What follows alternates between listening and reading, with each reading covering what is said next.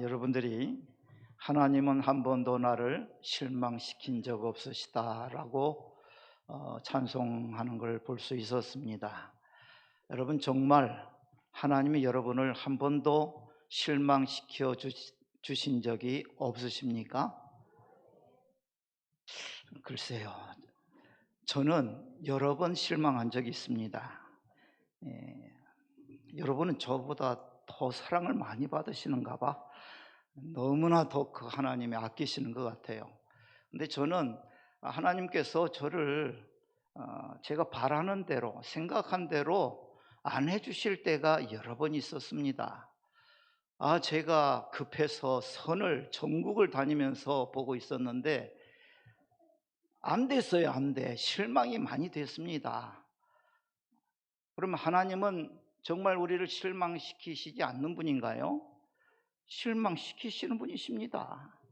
그런데 왜 한 번도 실망시킨 적 없다고 우리는 찬송을 할까요?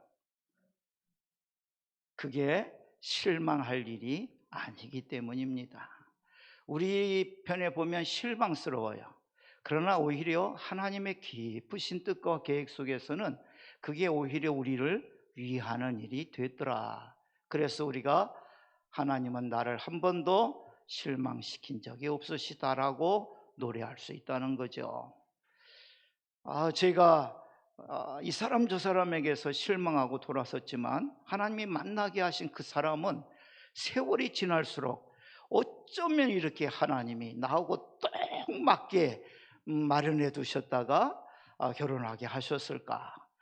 처음보다 갈수록 저는 더 깊이 느끼고 깨닫게 됩니다. 진짜 하나님은 저를 실망시키지 않으신 거죠. 저는 처음에 몰랐기 때문에 실망했지만 그 실망이 우리의 진정한 실망이 될 수 없다는 것, 우리를 사랑하시는 하나님 아버지가 계시기 때문이라는 것입니다. 우리 하나님이 전능하셔서 우리의 모든 삶을 다 꿰뚫어 보실 분들은 이미 우리가 이 생에 나오기 전부터도 하나님 마음속에서 우리를 향한 뜻과 계획은 다 작정해 놓으셨다고 성경은 우리에게 말씀하고 가르쳐 주시지요. 그러니까 우리의 인생의 날에 우리를 실망시키고 낙담케 하려고 하는 일들을 만날지라도 우리는 절대로 결단코 실망하거나 절망해서는 안 됩니다. 무언가 하나님의 뜻이 계시겠지, 내가 생각지 못한 어떤 하나님의 계획이 있겠지, 하나님 제가 그거 깨닫게 해주세요. 오히려 이렇게 기도하면서 우리는 나아갈 뿐입니다. 정말 하나님이 나를 사랑하고 나를 위하시는 분이신가? 나의 모든 삶을 자신의 영원하신 지혜와 그 권능으로 이끌어가고 계시는가? 그러한 일에 대해서 우리의 마음속에 의아심이 들 때마다 우리는 바라봐야 합니다. 예수님의 십자가 바라봐야 합니다. 그 십자가 통해서 우리에게 보여주신 주님의 사랑이 분명하고 명백하지 않습니까? 얼마나 확실한 증거입니까? 우리를 사랑하시되 자기의 독생자까지 내어주실 정도로 우리를 사랑하시는 분이신데 그 하나님이 우리를 위하여 무엇인들 하실 수 없는 일이 있겠습니까? 그래서 우리는 사도신경 외울 때 그런 뜻으로 외우라고 전에 말씀드린 적이 있죠. 전능하사 천지를 만드신 하나님 아버지를 내가 믿사오며 라고 우리가 고백할 때에, 전능하다고 하는 말은 무슨 뜻이라고요? 모든 것 다 하실 수 있다, 하실 수 없는 일이 없는 분이시다. 뭐 빼고 죄를 짓게 하는, 죄 짓는 일을 빼고서는 거룩하신 하나님 못 하실 일이 없으신데, 그런데 그분이 누구시라고요?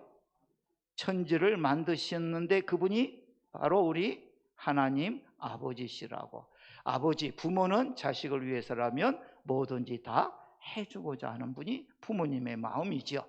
그러니까 모든 것을 다 하실 수 있는 하나님께서 우리를 위하여 모든 것을 다 해주고자 하신다는 것을 내가 믿습니다 라고 고백하는 것이 우리가 사도신경을 고백하면서 기억해야 할 내용이 된다는 것입니다. 그에 대한 움직일 수 없는, 부인할 수 없는 명백한 증거가 뭐라고요? 예수님의 십자가라고.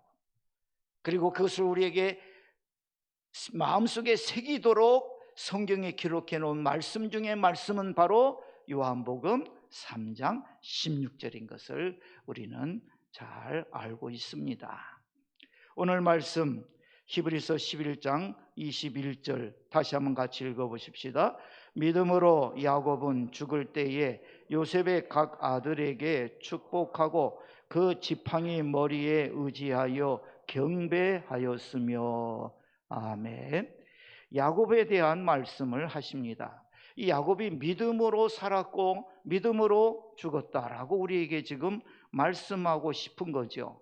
그래서 믿음으로 야곱은 언제 요셉의 아들에게 축복하고 지팡이 머리에 의지하여 경배했다고요? 죽을 때에 인생의 끄트머리에서 그가 하나님 앞에 어떻게 했습니까? 경배했습니다. 하나님을 기억했습니다. 하나님의 은혜에 감사했습니다.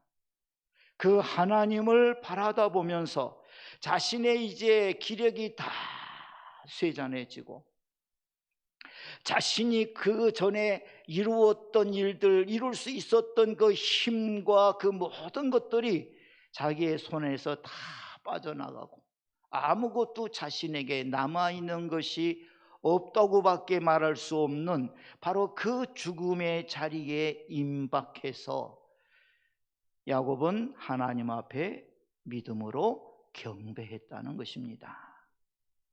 그 경배하는 뜻의 그 의미를 우리는 생각해 볼 수가 있지요. 자신의 인생의 모든 길 얼마나 아둥바둥 살아왔습니까? 그 축복을 받아보겠노라고 아버지를 속였지요. 그리고 장자의 축복에 너무 욕심나서 형 에서를 배고픈 것을 이용해서 장자의 명분을 빼앗았지요. 결국 아버지 속이고 장자의 축복을 가로챈 일로 인해서 형 에서의 미움을 사게 되고 죽이려고 하니까 도망을 치게 됩니다. 그때의 나이를 추정해 보면 77세라고 볼 수가 있겠습니다. 그 살해의 위협을 피하여 도망치던 야곱, 그 광야에서 돌을 베개 삼아 자다가 하나님 만나죠. 하나님의 약속을 다시 받게 됩니다. 아버지와 할아버지에게 주셨던 그 약속의 하나님이 자기와도 함께 하시겠다고, 그리고 그 모든 말씀 약속이 이루어지도록 결코 떠나시지 않는다고 하시는 말씀을 듣게 되죠. 그래서 도착한 곳이 하란입니다. 하란 외삼촌 집에 가서 그 외삼촌에게 속아가지고 7년만 무임금으로 일하고 라헬을 얻기로 했는데 라헬을 준 게 아니라 레아, 그 언니 레아를 먼저 주고 그 다음에 7년 또 더 하면 라헬도 준다 해서 라헬 또 얻기 위해서 또 7년을 무임금으로 또 일하지 않습니까? 14년간을 돈 한 푼 받지 못하고 그냥 밥만 얻어먹으면서 외삼촌의 집을 위해서 죽도록 고생했습니다. 이제는 자기도 자기 집안을 일으켜야 하니까 외삼촌하고 임금 계약을 맺죠. 그래서 6년 동안 자기 식구들을 위해서 열심히 재산을 모으는데 그때마다 외삼촌이 자꾸 그 계약 조건을 바꾸어서 외삼촌한테 유리하고 야곱에게는 불리하도록 만들고자 했던 일이 한두 번이 아니었습니다. 그 고생을 하다가 야곱이 문득 생각하죠. 내가 여기서 이렇게 그냥 있다가는 내 모든 것 다 외삼촌에게 뺏기겠다. 그래서 도망을 칩니다. 자기 식구들 데리고 도망을 치니까 외삼촌 라반이 멀리 딴 곳에 가 있는 걸 기회로 도망을 쳤는데 그 소식을 알고 쫓아옵니다. 쫓아와서 붙잡습니다. 이제는 야곱은 죽임을 당할 수밖에 없고 그 야곱의 그 가족들과 재산은 전부 다 외삼촌이 가져갈 수밖에 없는 바로 그러한 위기가 덮쳐온 거죠. 그런데 외삼촌이 손을 못 댑니다.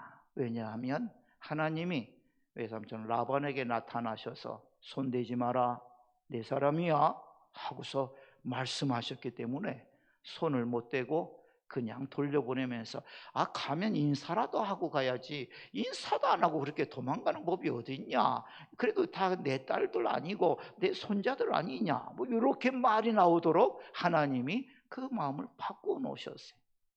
그래서 돌아오는 길에 형 예수를 만나야 하지 않습니까? 그 형 예수를 만나려고 그러니까 얼마나 두려워지는지 알고 보니까 형 예수가 자기를 기쁘게 동생으로 맞이하러 오는 게 아니라 자기 수하들을 데리고 자기를 잡으러 온다고 하는 첩보를 입수하게 되었습니다. 이제는 꼼짝없구나. 이번에는 형이 나를 틀림없이 죽이고 내 모든 것 빼앗아가겠구나.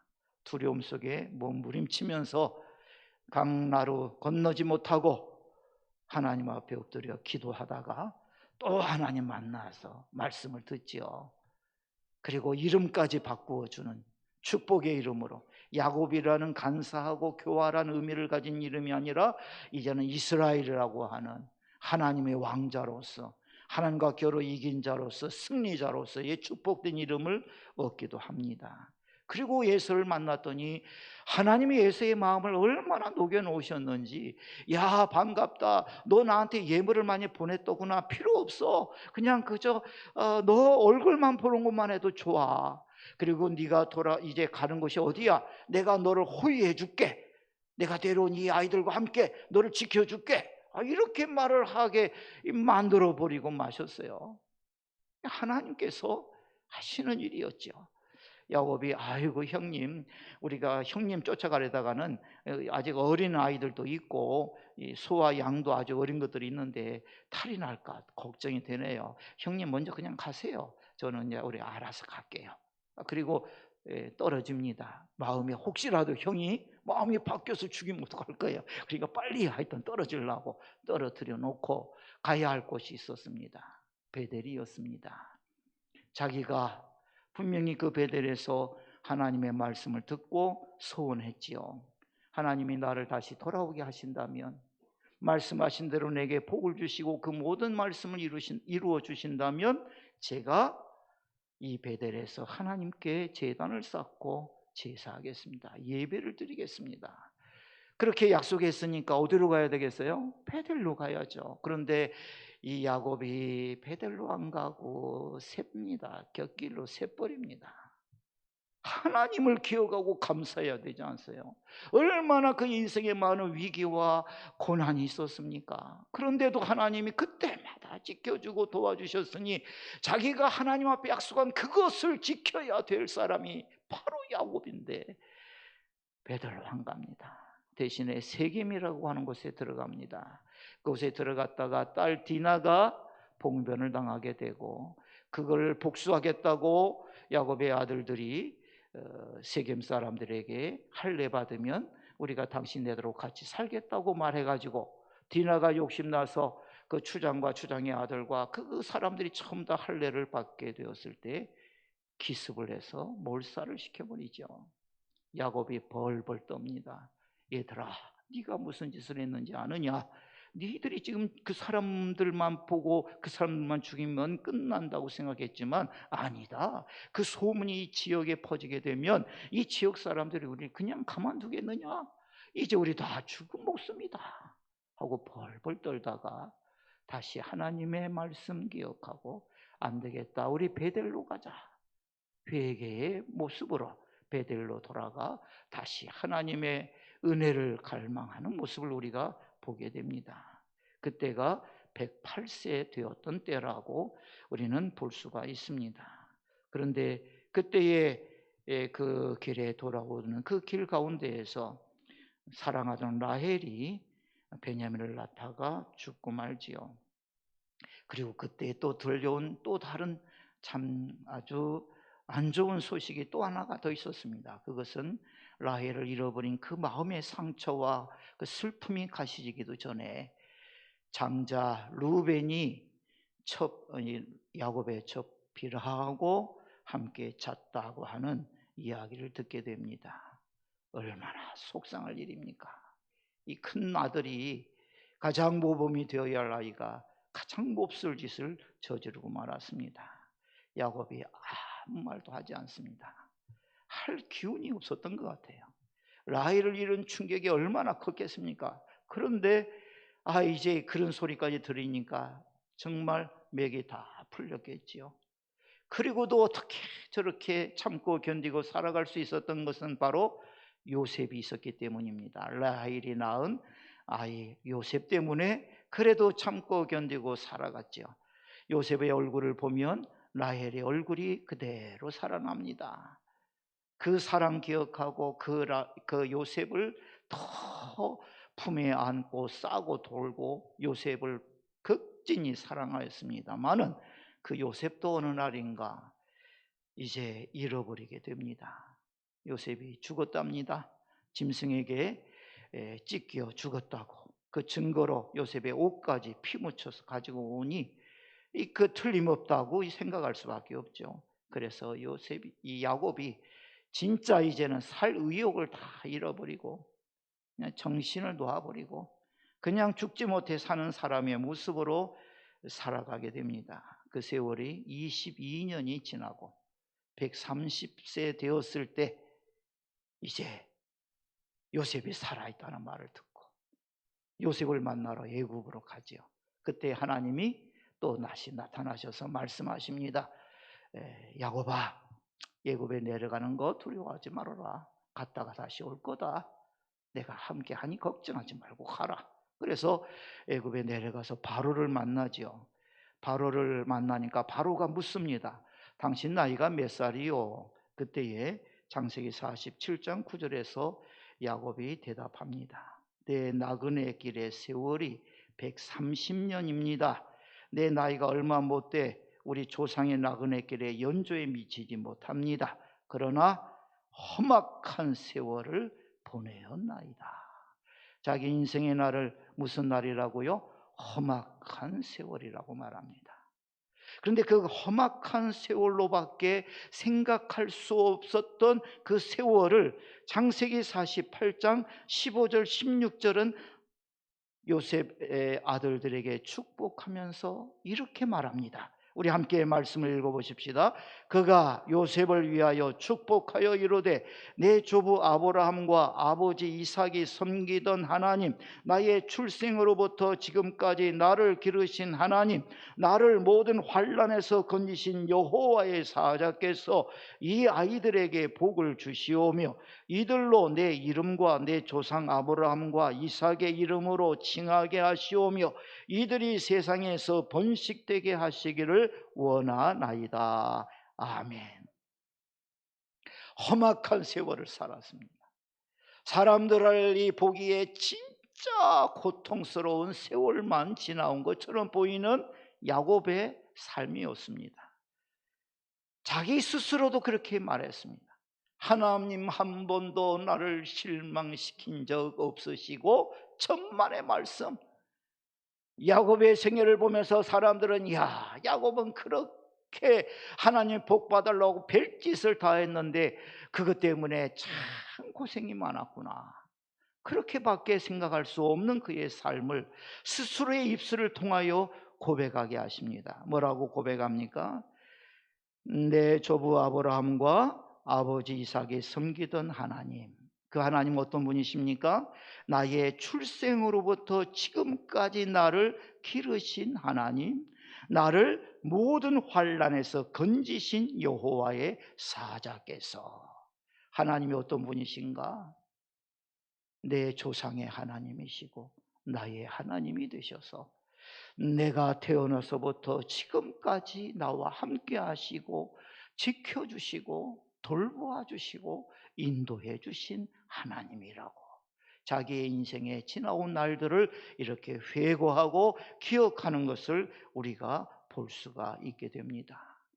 험악한 세월 살았지만 그 세월 속에 하나님이 자기와 함께 해 주셨더라.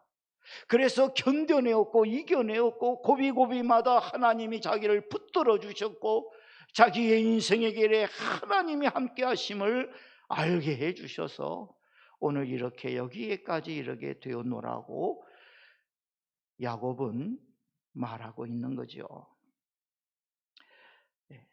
우리 여수 지역을 대표하는 교회에 어느 목사님이 은퇴하셔서 우리 지역의 은퇴 목사님들의 은무회 첫 번째 회장의 일을 하셨습니다. 이분에 대해서 다른 분들은 말하죠. 교회를 개척하시고 설립하셔서 참 부흥의 놀라운 역사도 이루셨고, 교회도 참 교세도 참 크게, 교회당도 또 지역 교계를 위한 수고도 참 엄청나게 많은 일을 하시는 아주 귀한 목사님이라고, 그렇게 이제 그 회장을 그만두시는 그 목사님을 향해서 뭐라고 그래야 되나, 격려의 말씀이라고 그래야 될까요? 뭐 축하의 말씀이라고 그래야 될까요? 잘 소임을 마치셨다고 하여튼 이제 그런 이야기를 했습니다. 그래 이제 답을 하셔야 되니까 나와서 하시는 말씀이 뭐라고 하시는 거 아니까, 예, 모든 것이 다 하나님의 은혜였습니다 라고 고백했습니다. 모든 게 다 하나님의 은혜였습니다.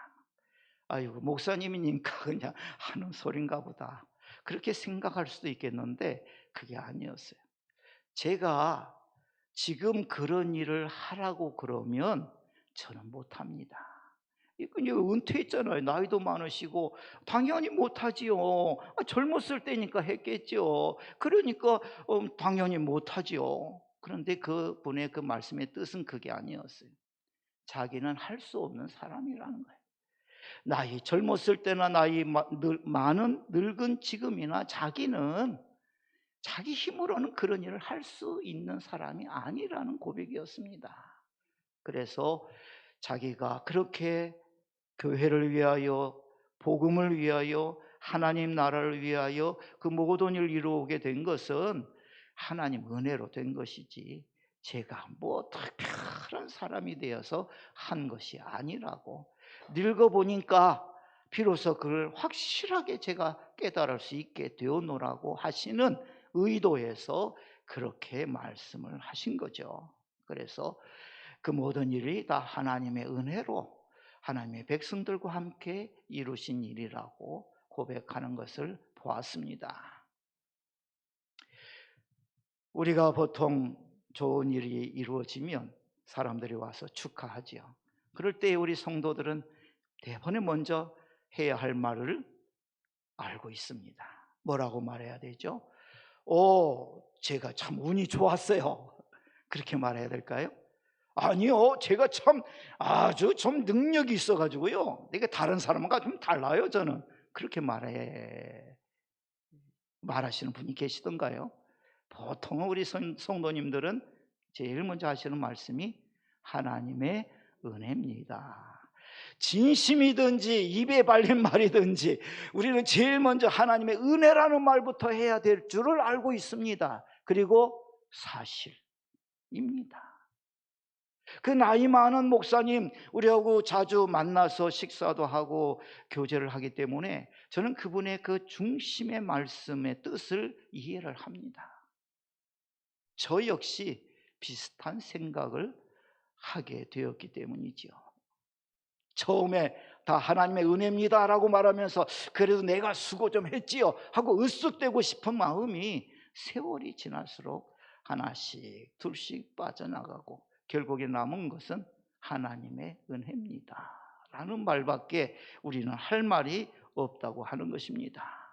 우리의 인생의 날이 험악한 세월이라고밖에 말할 수 없는 세월일까요?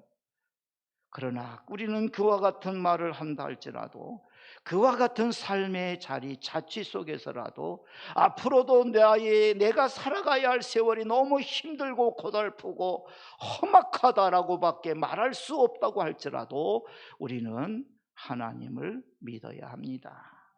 하나님을 믿고 그 사랑을 믿고 그 능력을 믿고 그 지혜를 믿고 하나님께 모든 것을 다 맡겨드리고 감사할 수 있어야 하는 거죠. 하나님은 우리를 위하시는 분이십니다.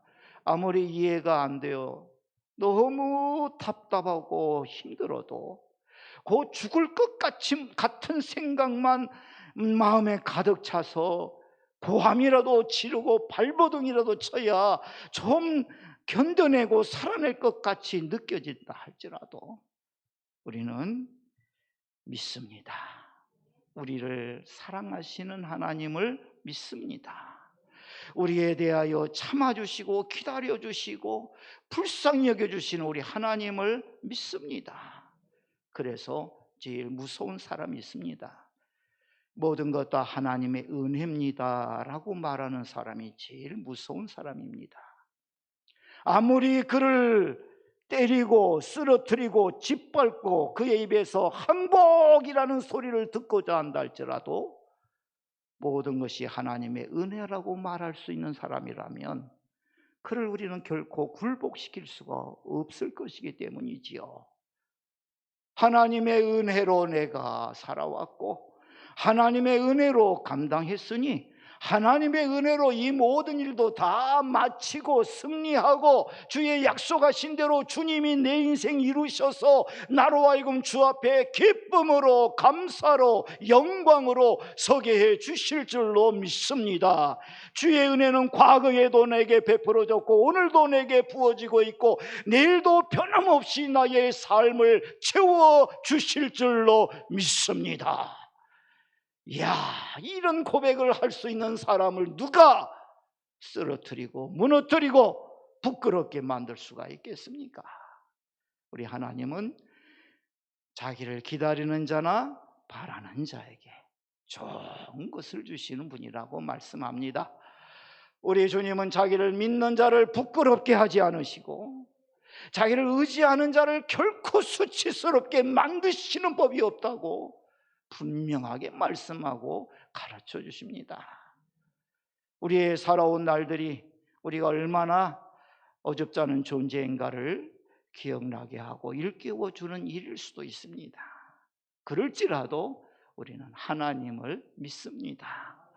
하나님이 그러한 인생길에 야곱과 함께 하신 것처럼 우리와도 함께 해 주신 줄로 믿습니다.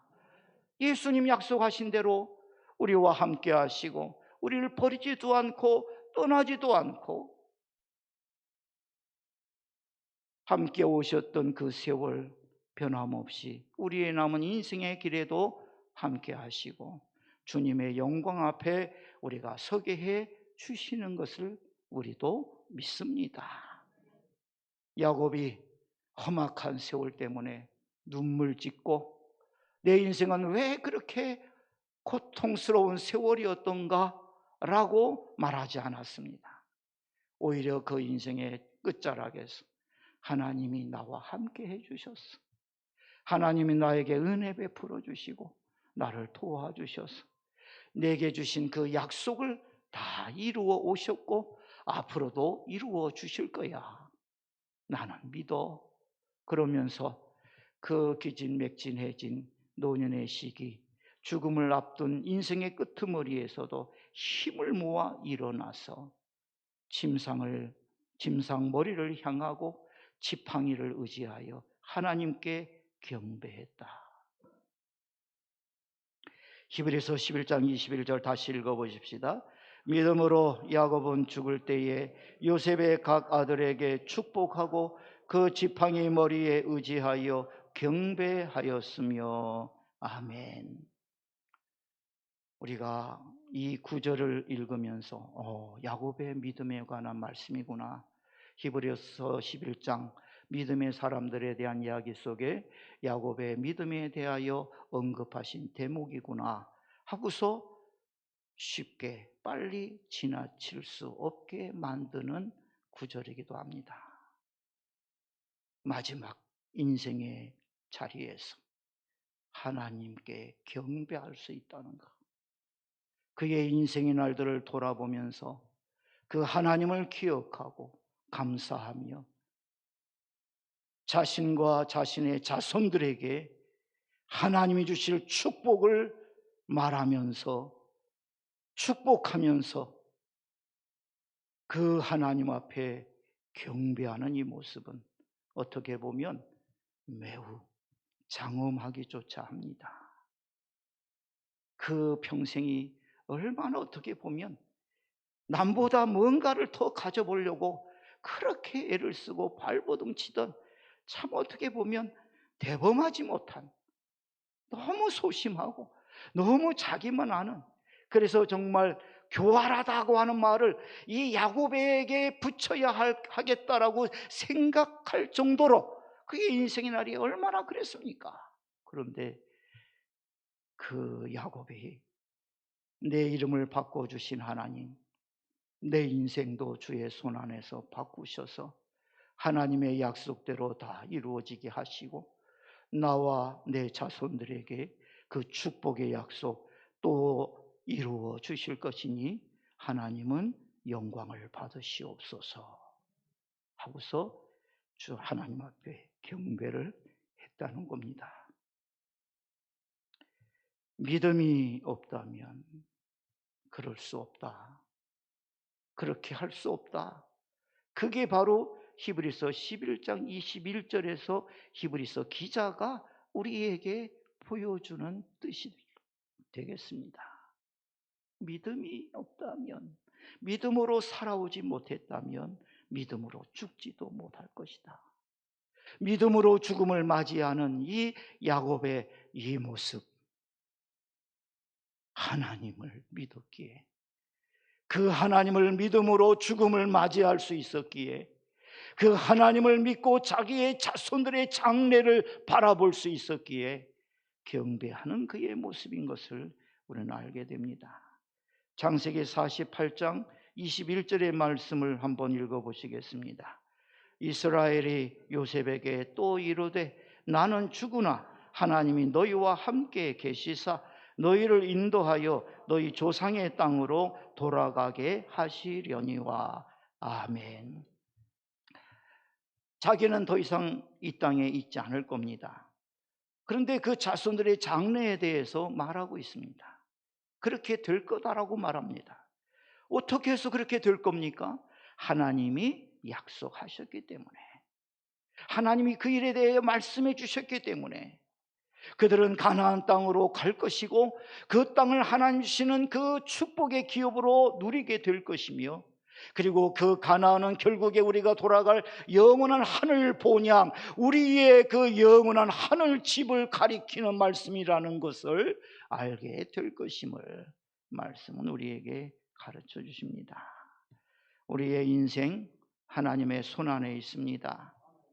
우리가 그 세월을 어떻게 느끼고 생각하든지 간에 거기에는 우리가 미처 생각지 못한 하나님의 깊은 뜻과 사랑과 은혜가 있는 것을 우리는 기억해야 할 것입니다.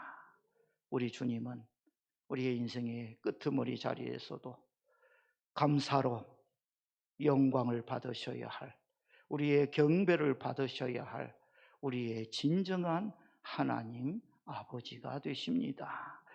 그분을 향한 믿음으로, 그분과 함께 그분을 경배하게 만드시는 우리의 인생인 것을 기억하면서 믿음의 담대한 역사를 계속해 나아가시는 여러분들이 되실 수 있도록 우리 주님 함께 하시고 도와주시는 줄로 믿습니다.